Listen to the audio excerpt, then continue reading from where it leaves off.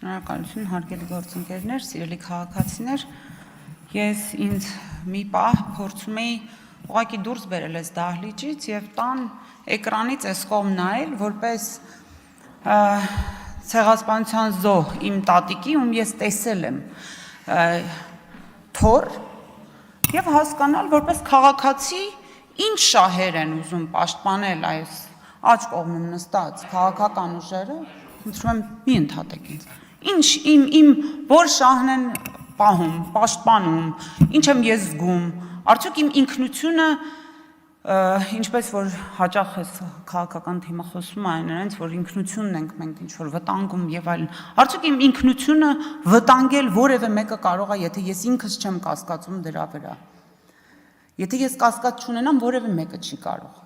Ձեր մեջ փնտրեք ձեր կասկածները։ Ինչի՞ չեք բերում պետականության դեմ վերբալ օրինակ հարձակումները պաշտպանող որևէ նախագիծ, ինչի՞ չեք բերում,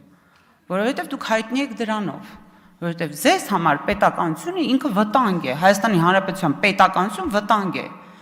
Եվ ի վերջո, ինչքան կարելի է դուրս մնալ ժամանակից, ժողովուրդ։ Մի հատ պետք է ինքնահայեցում անեք եւ հասկանաք, դուք ուր եք, որտեղ եք տեղավորվում, Հայաստանի Հանրապետությունը ապրում է իրական կյանքով, իրական քաղաքացիներով, որտեղ եք դուք տեղավորվել։ Շնորհակալություն։ Չմոռանաք հավանել տեսանյութը եւ բաժանորդագրվել Civic AM-ի YouTube-յան էջին։